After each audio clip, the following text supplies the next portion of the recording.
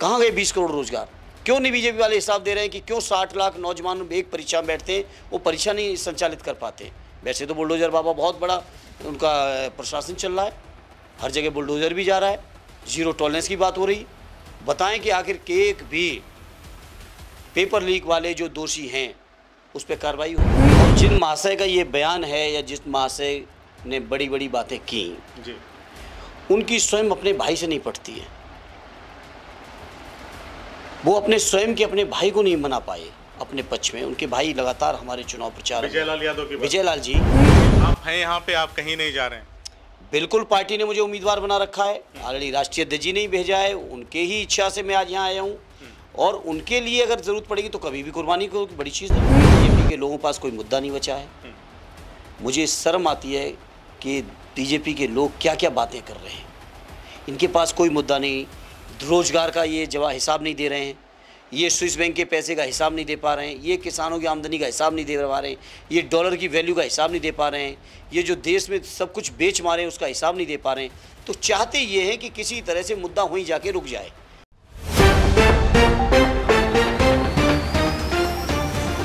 खबर आजमगढ़ जिले से है, जहां चुनावी घमासान के बीच सपा प्रत्याशी धर्मेंद्र यादव के एक बयान पर हाय तौबा मची हुई है। साथ ही इसके एक और नई बहस छिड़ गई है कि क्या आजमगढ़ सीट पर भी प्रत्याशी बदला जाएगा? क्या अखिलेश यादव आजमगढ़ से चुनाव लड़ेंगे? अब इस वीडियो में दिए गए अपने बयान पर सपा प्रत्याशी धर्मेंद्र यादव ने बताया कि दरअसल उस वीडियो में दिए गए बयान का क्या मतलब है। उन्होंने जवाब देते हुए कहा कि समाजवादी पार्टी का हर एक कार्यकर्ता, हर वोटर इस बात को समझता है कि वो अखिलेश यादव को कितना प्यार देते हैं, कितना सम्मान करते हैं। जब मुझसे उनके कन्नौज से चुनाव लड़ने का सवाल पूछा गया तो मैंने अपने बड़े भाई के प्रति अपने प्रेम और समर्पण को दिखाते हुए कहा कि सिर्फ कन्नौज ही नहीं, वो जहां से चाहे चुनाव लड़ सकते हैं, क्योंकि वो राष्ट्रीय अध्यक्ष हैं। उन्होंने ही मुझे यहाँ चुनाव लड़ने के लिए भेजा है, बाकी सब विरोधियों की चाल है।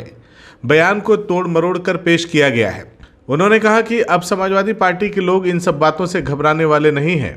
वहीं उन्होंने कई अन्य मुद्दों पर भी बातचीत की है। आइए आपको सुनाते हैं पूरी बातचीत।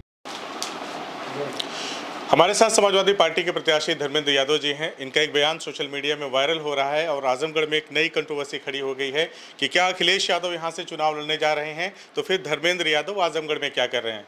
इसी बात का स्पष्टीकरण मैं आपसे जानना चाहता हूं। आपने एक बयान दिया एक टीवी चैनल पर और उस बयान का पूरा बात की बतंगड़ बन गई। इस पर आपका क्या कहना है? देखिए, जिसके पास कोई मुद्दा नहीं है वो बतंगड़ ही बनाएगा। और जहाँ तक बयान का सवाल है, अगर आपने सवाल सुना होगा जिसके जवाब में मैंने जो बात कही जी, मैं आज भी इस बात पे कायम हूँ। और इसलिए कायम हूँ कि भाई भाई का क्या प्रेम होता है ये बात संवेदनहीन लोग नहीं जानते हैं। और ये भारतीय जनता पार्टी एक ऐसी पार्टी है, इसमें जो पहुँचता गया वो संवेदनहीन होता गया। और जिन महाशय का ये बयान है या जिस महाशय ने बड़ी बड़ी बातें की जी, उनकी स्वयं अपने भाई से नहीं पटती है। वो अपने स्वयं के अपने भाई को नहीं मना पाए अपने पक्ष में। उनके भाई लगातार हमारे चुनाव प्रचार, विजयलाल यादव की, विजयलाल जी उनके बड़े भाई हैं और वो लगातार हमारे चुनाव प्रचार अभियान, इस चुनाव में भी थे, इससे पिछले बाई इलेक्शन में भी थे, उससे पहले आदरणीय राष्ट्रीय अध्यक्ष लड़ रहे तब भी वो लगातार थे। तो जो अपने खुद के भाई को नहीं मना पाए वो भाई के प्रेम को समझ नहीं सकते। पत्रकार मित्र ने सवाल किया कि आप क्या चाहते हैं, तो मैंने कहा मैं तो जरूर चाहूँगा कि वो लड़े यहाँ।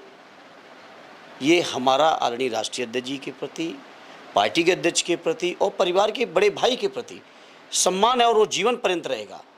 और इस चीज़ को लोग राजनीतिक तरीके से तोड़ मरोड़ के पेश करना चाहते हैं, जिस रूप में करना चाहते हैं वो करते रहें।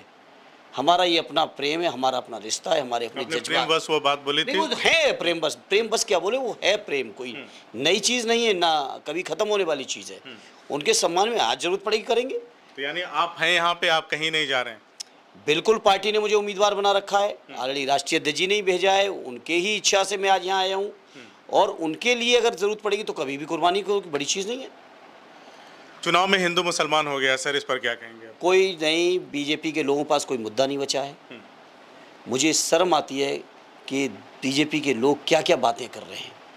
इनके पास कोई मुद्दा नहीं, रोजगार का ये हिसाब नहीं दे रहे हैं, ये स्विस बैंक के पैसे का हिसाब नहीं दे पा रहे हैं, ये किसानों की आमदनी का हिसाब नहीं दे पा रहे हैं, ये डॉलर की वैल्यू का हिसाब नहीं दे पा रहे हैं, ये जो देश में सब कुछ बेच मारे हैं उसका हिसाब नहीं दे पा रहे हैं। तो चाहते ये हैं कि किसी तरह से मुद्दा वहीं जाके रुक जाए।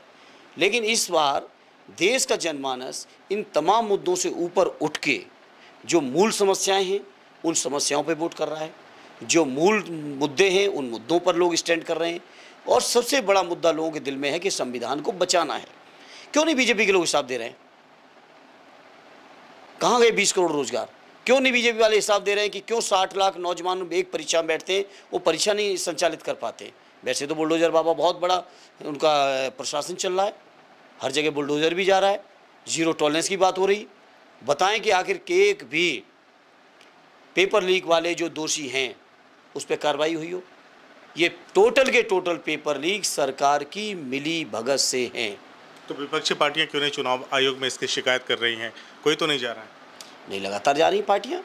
कोई सुनवाई हो रही है? सुनवाई तो आप जानते हो, जब देश के चीफ जस्टिस ऑफ इंडिया को उस कमेटी तक से निकाल दिया गया जिस कमेटी में चुनाव आयोग की अपॉइंटमेंट होते हैं, तो अब क्या होगा क्या नहीं होगा। इसीलिए पूरा विपक्ष कह रहा है कि लोकतंत्र बचा लो, संविधान को बचा लो। ऐसे में देश की जनता से क्या अपील होगी? देश की जनता से यही अपील है कि इस चुनाव को तमाम मुद्दों से ऊपर उठ के केवल देश के संविधान को बचा लो, लोकतंत्र को बचा लो। और लोकतंत्र नहीं रहेगा तो जनता की आवाज़ सुनने वाला कोई नहीं बचेगा। और मीडिया के स्रोत साथियों, जो आज आप सवाल कर पा रहे हो, आप भी सवाल करने लायक नहीं बचोगे। हालांकि भारतीय जनता पार्टी से कम लोग सवाल कर पा रहे हैं अभी भी, लेकिन हमसे विपक्ष वालों से ही कर ले रहे हो। लेकिन भविष्य में ऐसी नौबत आएगी कि आप लोग सवाल करने योग्य ही नहीं बचेंगे। इसलिए लोकतंत्र बचा लो। CIB इंडिया न्यूज की सभी खबरों को देखने के लिए लाल रंग की बटन को दबाकर चैनल को सब्सक्राइब जरूर करें, घंटी जरूर दबाएं ताकि हमारी सभी खबरों के नोटिफिकेशंस आप तक पहुंचते रहें।